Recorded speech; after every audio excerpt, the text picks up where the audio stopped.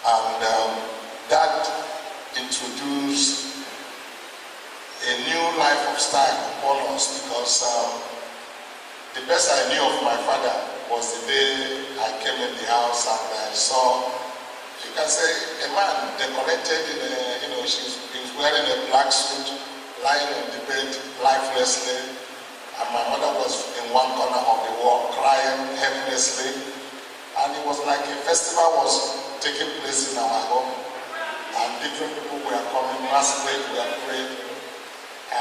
One memory I will never forget is that people were kind to me, and that particular day I could eat rice every moment that we used to eat maybe on Sunday or Christmas. People were very kind. So it was later in life I get to know that that was the death of my father, and that in itself introduced a new rule. My mother was a devoted Catholic lady, and I would like to chip in something here. Our Bible says, train up a child the way you grew, and when he grew up, he will never depart from it. Many people don't realize the importance the women or sisters, the part they play in the home. If you have the right kind of upbringing, which originally come from the sister or the woman, because they are the first pastor in the home, they stay more closer to the children. My mother encouraged me and said things to me that if I live another 100 years, I will never forget, because the brain was fresh, the mind was open. I was not imitating to be anybody. I was very fresh, and my mother speaks some promises into my life, asked me to believe in myself as I believe in God, encouraged me that the death of my father is not a barrier in my life and that I will go places. And told me that it's going to be difficult for people to say no to me, that I'm a likable fellow. So even when I meet people and they say no, I told them that my mother said nobody can say no, that he has to do what I ask him. In innocent mind, I believed it. We went to church. She kept us up in the morning, 5 o'clock, to pray Catholic rosary. And I grew up loving God. When I was 7 years old, we have had that Mary visited 3 children at Fatima. So I went to the bush. I was praying and asked Mary to come and visit me, because I didn't want a second-hand religion. I wanted to know if God is real. I want to prove him in my life. Mary didn't appear, but that hunger never stopped. And by the time I turned 10, I became more inquisitive, looking at things that are being done in church, and I couldn't agree with them. It doesn't appeal to my mind. And looking at people's life, it looks like people are saying one thing and doing another thing. And I asked questions and people asked me to keep quiet. The more they asked me to keep quiet, the more I was more inquisitive to know. At the end of the day, this led me to the gospel, and I embraced Christ at the age of 14. I became a Christian. And by the grace of God, I will say that is the best thing that have ever happened to me in all my life. I'm going to be 57 of December 24 this year. If I have a regret, I will regret those 40 years I lived before I became a Christian. Thank you very much. Thank you.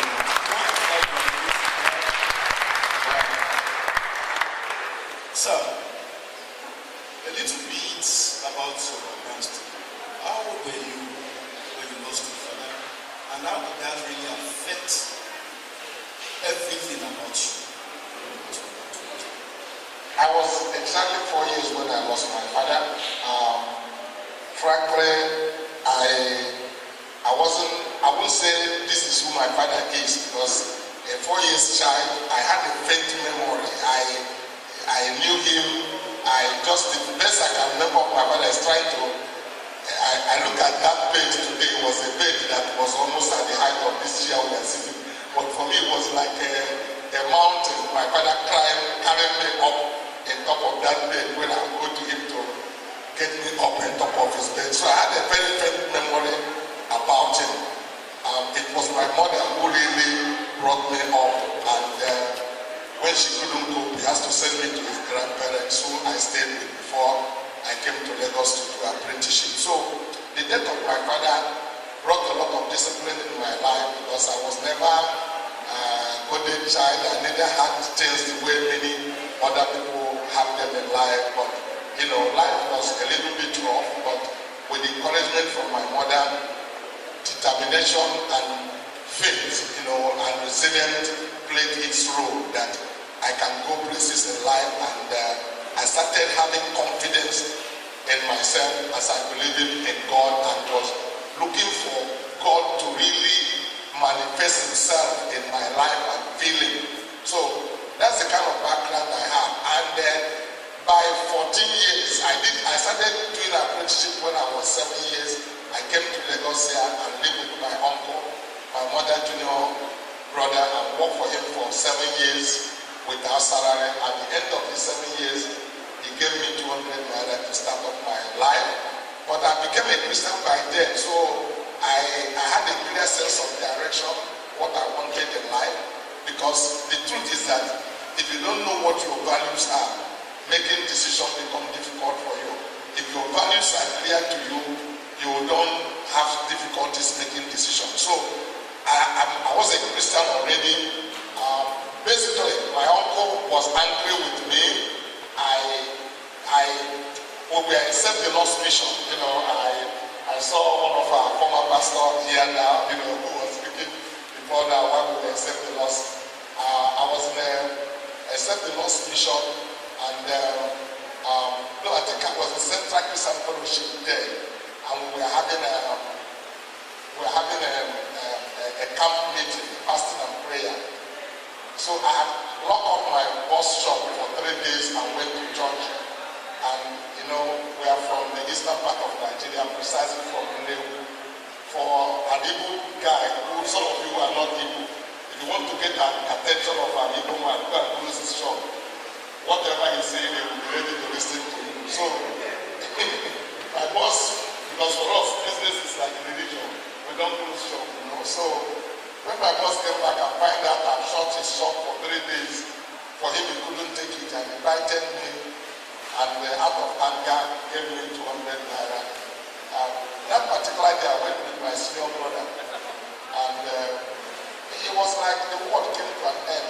But the few things I knew about Christ and my faith in God, I've always believed in myself. I look at my uncle straight into the eyes and say, "Uncle, I serve you well. And you should be proud of me." I went to church, and so what? What am I doing in church? I went to pray. I didn't go to club. There are some young boys who could have done this. I said, "I served you well. For 7 years, I served you meticulously." I said, "I didn't steal from you. If God had in your heart to give me 200 naira for a service of 7 years, that same God, 5 years from today, if you hear who I am, your head will be spinning. You won't believe yourself." I told him straight into his eyes. My senior brother said, "I should leave it, let us go. I should leave the 200 naira, let us." I asked him, "Do you have anyone to give me one more?" He says, "No." I said, "Okay, I go with this."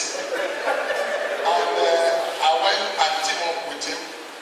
It wasn't long. We started differing in ideology. Basically, it was actually by then I became a Christian. And it quarrels me going to church with 1 naira. 1 naira was a lot of money for him those days. But I told him, "You drank beer. I don't drink beer. I drink Coca-Cola. So if you put 10 kobo in your offering box, you won't quarrel me because I put 1 naira. This is my own lifestyle." He's still alive.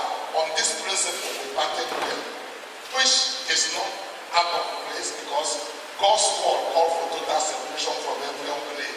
So if God wants to deal with you, he wants to get you to a point where he has to get you in his hand. But because I was already a Christian, my values in life was clear. What I want to do was clear. I wasn't guessing. I wrote things I want to do before I turned 20. One of the things I told God is that I want to marry before I turn 20. I want to, buy my first car by the time I am 22.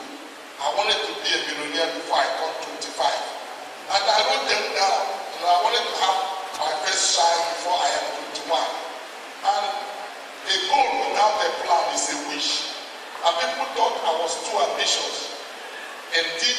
fact, I married when I was 19 years plus. My senior brother wasn't married before I got married. But I wasn't waiting for him because it's not done by done. You know, if you know what you need to do, he fooled around. I wasn't willing to fool around. I wanted to take my destiny into control. And the child didn't come until 26. But I bought my first car at 22. And through the fact, I became a millionaire before I turned 25. So,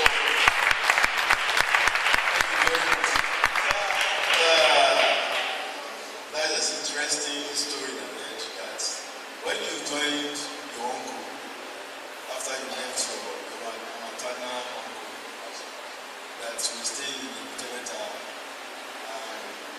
the best he could give you, because he also was 40, was for you to stay in the shop, and he would lock you inside and take the key home. My uncle used to sleep in a passage at 88 Griffith Street. He was hanging at his uncle's place. His uncle worked for Bosom, one leg flat in Bosom, and lived in one bedroom apartment, had a wife. So he just has to keep his staying there and sleep in the passage. So I couldn't join him sleep in the passage, so he had to allow me sleep in his shop at number 88 Griffith Street at Oyinbo Bus Stop. I was so small when I came to Lagos that he couldn't even trust me that I can lock up the shop. So initially at the first early stage, when he wants to go home, he would send me inside the shop. I take a bottle to ease myself in the night. He would lock the shop and go home. That's the kind of life I live. True to the fact, if fire had caught that shop, I would have been burned to ashes and all of those things. Early in the morning, he will come and open the shop. But the time I'm turning 8, 9, he felt, okay, I can manage it. So he allowed me to put, there's a bracket, something they put in the door, we can use it to close it. So like 5:30 in the morning or 5 o'clock before the day fully break, just along the street, I come out and take a shower. You know, that's where I lived until he moved me to his branch in Jos. I went to manage his office in branch. Myself and the guy that owned Chisco, now we both used to bath on the street like before early morning in the Tebeta. Yeah. What a story. Please let's clap for Jesus for that.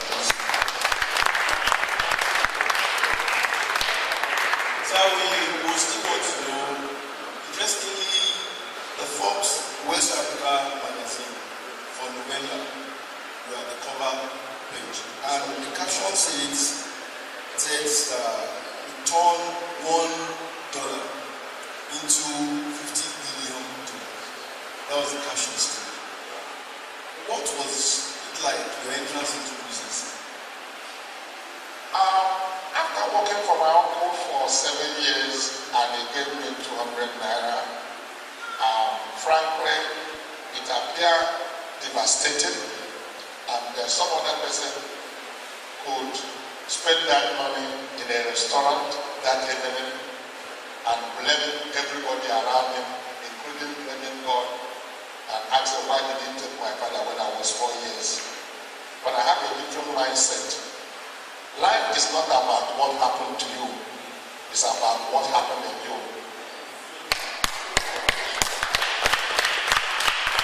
You can see that and mumble and complain about all the things that goes wrong in your life. You can also decide to have a different mindset and look at what goes right in your life. Incidentally, the death of my father deprived me the opportunity of having a formal education. The best I stopped in school is elementary 3 up to today. I'm not a school start holder, something I'm not proud of, but I'm also not embarrassed about it because I don't have control about what life throws to me, but I have control about how I respond to whatever life throws to me. Okay. So, it was devastating, and I tried to work with my senior brother. We couldn't get along, and we parted way. By the time we parted way, shared what we have earned. My capital had grown to about, what I got was about 316 naira or 346 naira. A guy gave me 1/4 of a store to stay for 6 months just to, and not to pay. And I was there shuttling between Nnewi and Lagos looking for things to buy and sell. But of course, I was already a Christian. Nothing take away with my early morning evangelism. I go for my morning cry, did everything I can, and concentrate myself in my Christian faith. And people laugh at me. I keep on telling them, look, that I'm going to be a millionaire. And some of them make joke out of me, say that I usually say, I'm going to be a millionaire. They mock me and laugh at me. But I told them it's premature. They are laughing, it's too early. That they should wait and see what life will be. Just like I was a laughing stock. Incidentally, my brother made success earlier than me, bought a motorbike, Bentley, and all of that. But I stayed with the things of God. I never missed fellowship. I never give any excuse. I love God. I really, frankly, if God didn't bless me for anything material, the kingdom of God was what matters to me, and I was really interested about the things of God. And one time I came to Lagos and I went to Ikeja. Bulos Enterprises had received motorcycle crash bar, and nobody knew that they had it. And what my money had could only cover one crash bar. I bought them with 9 bus rush back to Nnewi, sold those crash bar by about 150% of its value, entered night bus that same night, come back to Lagos, bought another set of crash bar. By the time I came back, the money I have would buy me about 3 cartons. I turned off the addresses of Bulos, went back, get to Nnewi in the morning, sold all those crash bar, spent so much amount of money, entered night bus, came back. I did this in 1 week, and my capital grew to over 4,000 something From 300 naira. That time, a motorbike CD175 sold for about 400 naira. I went to buy 175, white pan. This was like 7 Series BMW right there. And people were surprised. How did this guy become rich overnight? I almost have arrived. And that is how things go. Success grew like a wildfire. If you make money and manage it well and invest it back into your business, you will continue to grow. And other difficulties down the line, but that was my first breakthrough in business, was crash bar from Bulos Enterprises. But I continued trading on that motorcycle pass, and God expanded that business until I made enough money from motorcycle pass. I started involved in trading in motor pass. From motor pass, I made enough money till I got involved in automobile business, and then business continued to expand to what it is today. Thank you very much, sir. Sir, Winker signal lights for CD175. It rings a bell, sir. Come in again. Winker signal light for CD175. Okay. It rang the bell. What has happened with that was, I've always been adventurous by nature. Okay. Even when I started driving motorbike at the age of 11. I'm really very adventurous by nature, and which is really